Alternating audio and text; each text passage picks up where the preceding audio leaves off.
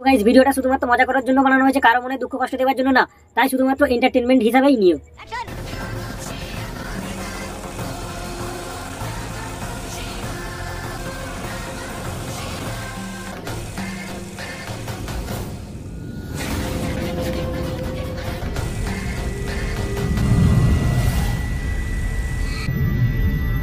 Guys কেমন আছো তোমরা সবাই? আমি রাই আর তোমরা দেখছো বস্তির রাই। আবারও নিয়ে চলে এসেছি একটা নতুন ভিডিও। আর আজকের ভিডিওতে আমরা দেখতে চলেছি ইন্ডিয়ান টিভি সিরিয়াল।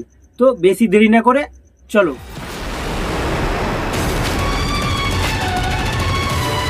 আমাদের টিভি সিরিয়ালে অভিনয় করা মানুষগুলো ওগুলো মানুষ না, ওগুলো হলো পৃথিবীর বাইরে থেকে আসা এক একটা এলিয়েন। তাই তাদের চিন্তা ভাবনাগুলো এই রকম। এই বাচ্চাটাকে একবার দেখো, সে ছাদ থেকে ঝুলে গেছে, যদি সেখান থেকে একবার পড়ে তাহলে তার মায়ের চোখের ঘুম হারাম আর তার বাবার খুব আরাম। ঠিক তখনই সেখানে একটা বাচ্চা মেয়ে আসে আর তাকে সাহায্য করার চেষ্টা করে।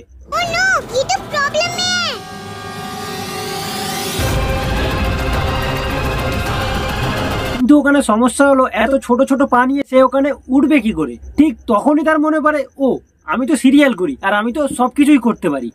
আর তারপরেই এই বাচ্চা মেয়েটি এই কাজটা করে।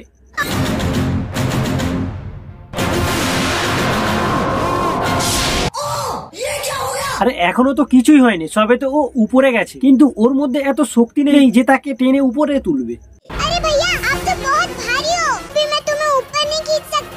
আর ঠিক তখনই তারা চালু করে দেয় লজিকের গোষ্ঠীর পিন্ডি চটকানো।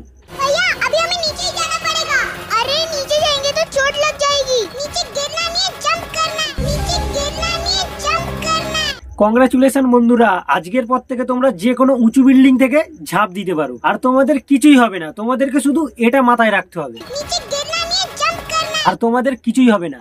আর তোমাদের যদি মনে হয় আমি মিথ্যে কথা বলছি, তাহলে এই দেখে নাও তার প্রমাণ।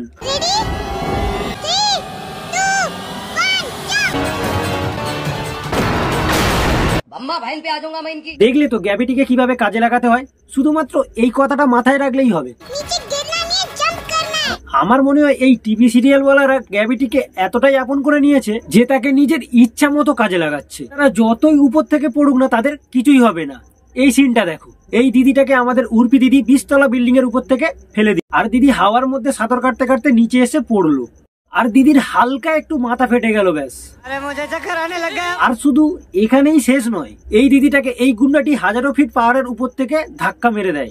আর হিরোইন দিদিকে বাঁচানোর জন্য হিরো দাদাও সাথে সাথে ঝাঁপ মেরে দেয়। আর নিচে পৌঁছে কি হয় সেটা তো তোমরা সবাই জানো। নিচে পৌঁছে ওরা দুজনে শুধু বেহুশ হয়ে যায়। আর ভাবো, হাজারো ফিট উঁচু থেকে এরা যদি কেউ পড়ে যায়, যেমন এই সিনটাতে এই ভদ্রলোকটি উঁচু থেকে পড়ে যায় আর তাকে সাথে সাথে ডাক্তারখানাতেও নিয়ে যায়, আর ডাক্তার মুখের উপরে না বলে দেয়,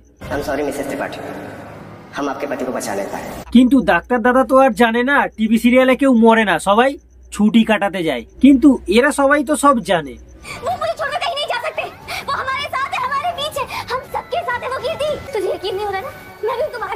তো গাইস, যে যেখানে বসে আছো একটু শক্ত করে বসে থাকো, কারণ দিদি দেখাবে তার খেল মরা মানুষকে করে ব্ল্যাকমেল। चलिए उठिए। अबे अब आप मुझे गुस्सा दिला रहे हैं। अबे अब अगर आप मेरी बात नहीं माने ना, तो मैं आपको खींच के यहाँ से बाहर लेकर जाऊंगी। A few moments later. Doctor, doctor, देखिए मेरे को, ये बिल्कुल ठीक है।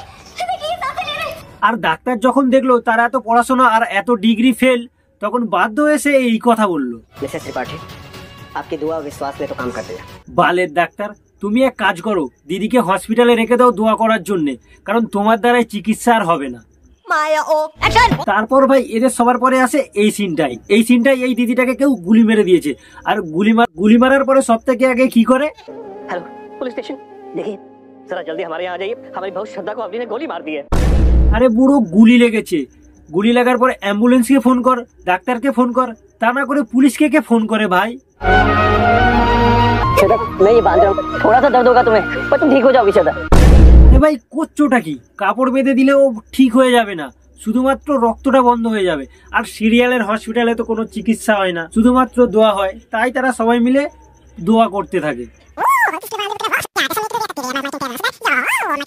দিদি ওদের কাণ্ড কারখানা দেখে সে বুঝে যায় তার আর কিছু করার নেই, তাই সে আরামসে টপকে যায়।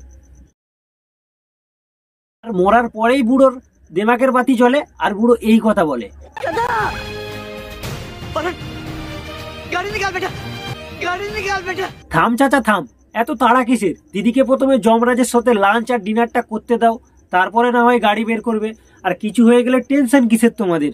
পুনম জনম তো রয়েইছে। Exactly. তো গাইস, এই ভিডিওটা এতটুকুই, দেখা হচ্ছে পরের কোনো ভিডিওতে। ততক্ষণের জন্য চ্যানেলটিকে সাবস্ক্রাইব করে নিও, আর হ্যাঁ, ভিডিওটা একটু সবাইকে শেয়ার করে দিও, ভিউজটা খুব ডাউন চলছে।